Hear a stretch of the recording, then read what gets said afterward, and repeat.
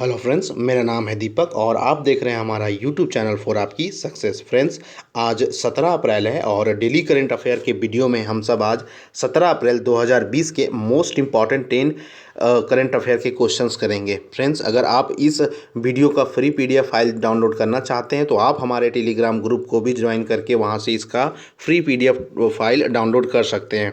और मैं आपको बता दूं कि इस वीडियो के अंत में मैंने आपके लिए एक क्वेश्चन रखा है, क्विज रखा है, जिसके आंसर आपको हमें कमेंट बॉक्स में बताने हैं। इस वीडियो में मैं आपको क्वेश्चन के माध्यम से बहुत सारी और भी एडिशनल फैक्ट्स और इन्फॉर्मेशन दूंगा जो आपके एग्जामिनेशन पॉइंट्स ऑफ व्यू से आपके एग्जाम के लिए बहुत ही इंपॉर्टेंट होंगे। तो चलिए टाइम बर्बाद ना करते हुए डायरेक्ट क्वेश्चन स्टार्ट करते हैं।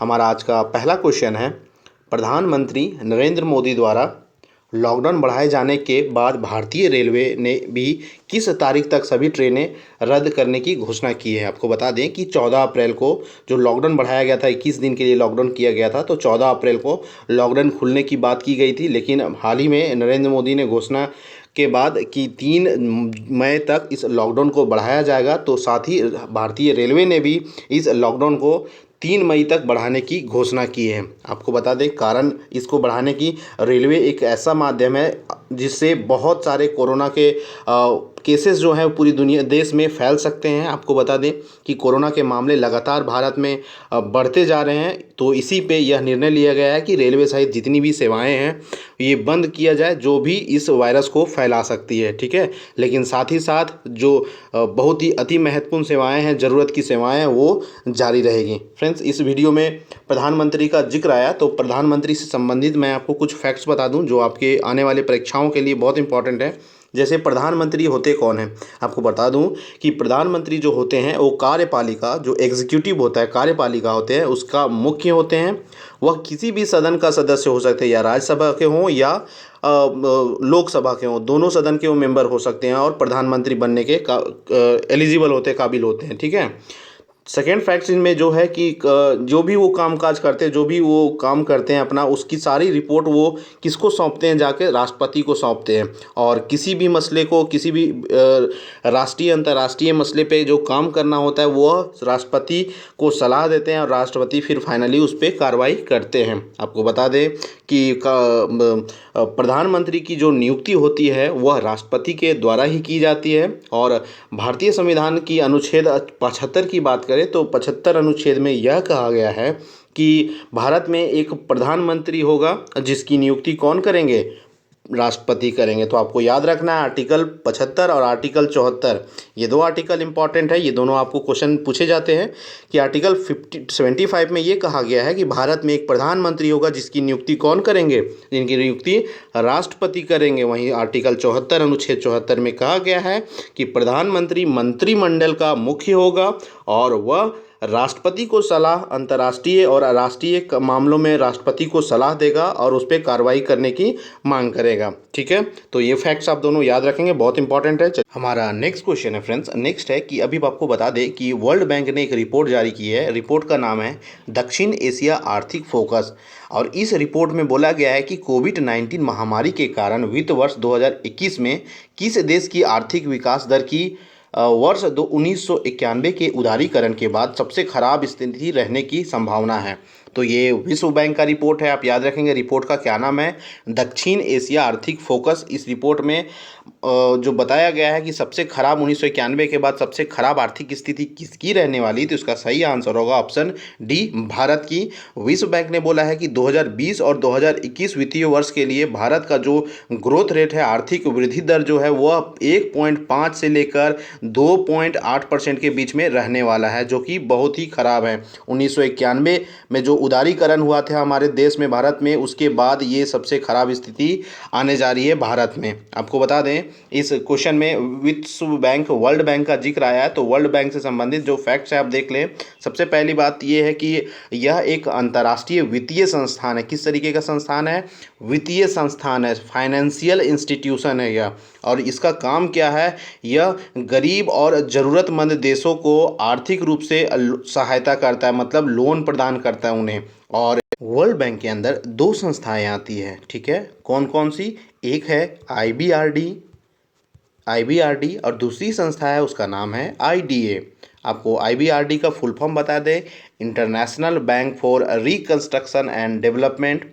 International bank for reconstruction and development, इसका शॉर्ट फॉर्म IBRD है। वहीं IDA की बात करें तो इंटरनेशनल डेवलपमेंट एसोसिएशन, ठीक है। ये दोनों वर्ल्ड बैंक का ही हिस्सा है, ठीक है, वर्ल्ड बैंक का ही पार्ट है। और वर्ल्ड बैंक की बात करें तो वर्ल्ड बैंक का जो गठन हुआ था वह 1944 में 1944 में हुआ था। इसके जो वर्तमान जो अध्यक्ष हैं वो कौन है, वो डेविड मालपास हैं, ठीक है। कौन है, डेविड मालपास, ठीक है, याद रहेगा आपको। चलिए, और इसमें एक और फैक्ट्स आप देख ले कि इसमें कुल कितने मेंबर देश हैं। तो IBRD में कुल 189 है, 189। वहीं पे IDA इंटरनेशनल डेवलपमेंट एसोसिएशन में कितने हैं, तो 173, ठीक है। चलिए नेक्स्ट क्वेश्चन देखते हैं हमारा। नेक्स्ट क्वेश्चन है, बहुत इंपॉर्टेंट है। हाल ही में आर्थिक क्षेत्र में कोविड-19 के प्रभावों को देखते हुए भारत सरकार आने वाले दिनों में किसी भी अनिश्चितता की स्थिति से निपटने हेतु भारत और किस देश के बीच एक मुद्रा विनिमय समझौते पर सहमति के लिए प्रयास कर रही है। अभी आपको पता है कि कोविड-19 के कारण अर्थव्यवस्था की सिचुएशन बिगड़ी है और आने वाले समय में और बिगड़ेगी। तो इस स्थिति को निपटने के लिए फ्यूचर में भारत सरकार किसके साथ प्रयास कर रही है, तो इसका सही आंसर है ऑप्शन ए, अमेरिका, ठीक है। अमेरिका के साथ भारत देश विनिमय समझौते पर सहमति के लिए विचार कर रही है, ताकि आने वाली स्थिति को, जो अनिश्चित स्थिति आने वाली, अनसर्टेन स्थिति आने वाली है, उसको ठीक किया जा सकते हैं। बात हुई है यहाँ पे USA की, तो USA को हम यूनाइटेड स्टेट ऑफ अमेरिका बोलते हैं, और शॉर्ट में बात करें तो इसे शॉर्ट में हम अमेरिका भी कहते हैं। यह एक 50 राज्यों का संघ है, साथ ही इसमें एक जिला भी है, एक डिस्ट्रिक्ट भी है, और 5 स्वशासित क्षेत्र भी हैं इसमें, ठीक है। ये सभी मिला के यूनाइटेड स्टेट ऑफ अमेरिका बनता है।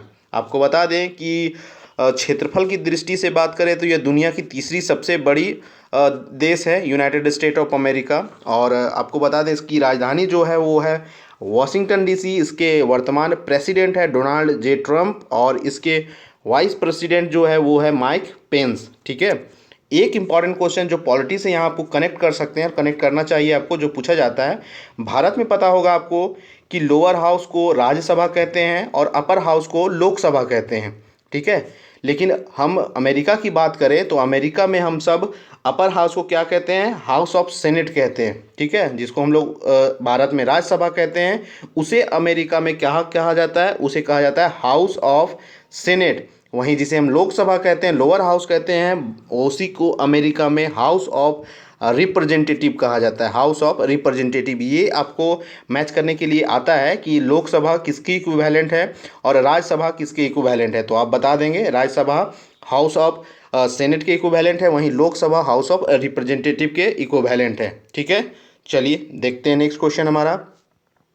नेक्स्ट क्वेश्चन है हमारा कि दुनिया में हाइड्रोक्सीक्लोरोक्वीन के उत्पादन और निर्यात में कौन सा देश शीर्ष स्थान पे है। तो इसका सही आंसर है फ्रेंड्स भारत, ऑप्शन सी। आपको बता दें कि वैश्विक आपूर्ति में भारत की हिस्सेदारी इसमें लगभग 70% है, ठीक है।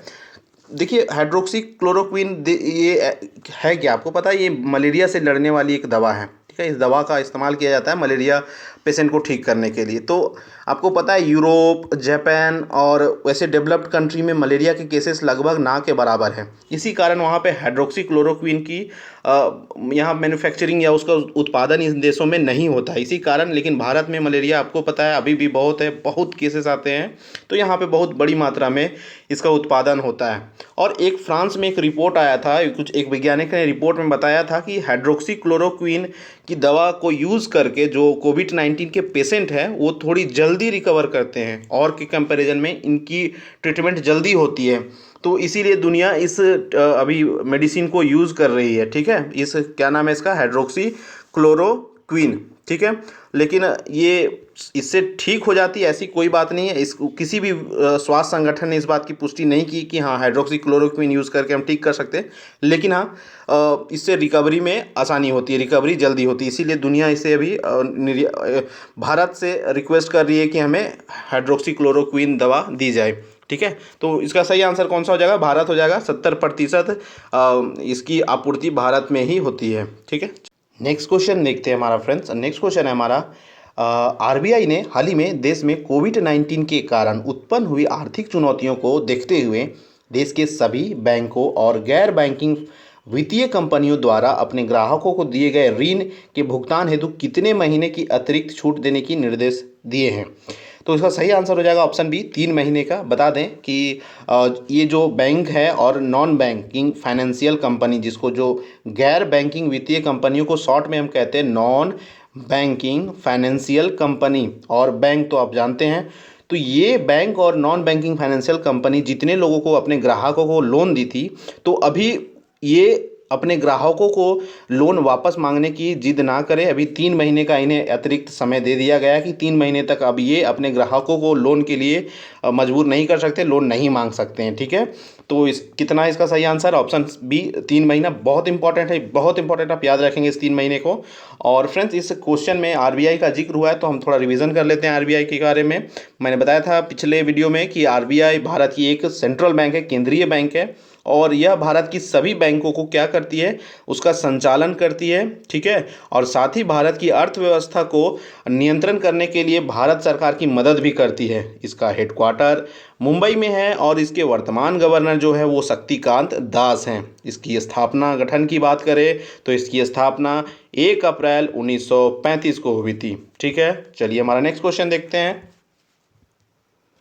हमारे फ्रेंड नेक्स्ट क्वेश्चन है, विश्व बैंक ने हाल ही में दक्षिण एशिया की अर्थव्यवस्था पर केंद्रित रिपोर्ट में कहा कि 2020-21 में भारतीय अर्थव्यवस्था की वृद्धि दर घटकर कितने से कितने प्रतिशत के बीच रहेगी। आपको पिछले क्वेश्चन में मैंने इसके बारे में थोड़ा सा बताया था, तो इसका 6 का सही आंसर हो जाएगा ऑप्शन ए। ठीक है, 1.5 से 2.8% तक घट के रहने वाली है भारत की अर्थव्यवस्था। ठीक है, कितने, तो 1.5 से 2.8% के बीच रहने वाली है। 6 का आंसर ए हो जाएगा। नेक्स्ट क्वेश्चन है हमारा, विश्व बैंक ने हाल ही में दक्षिण एशिया की अर्थव्यवस्था पर केंद्रित रिपोर्ट में कहा कि 2020-21 में भारतीय अर्थव्यवस्था की वृद्धि दर घटकर कितने से कितने प्रतिशत के बीच रहेगी।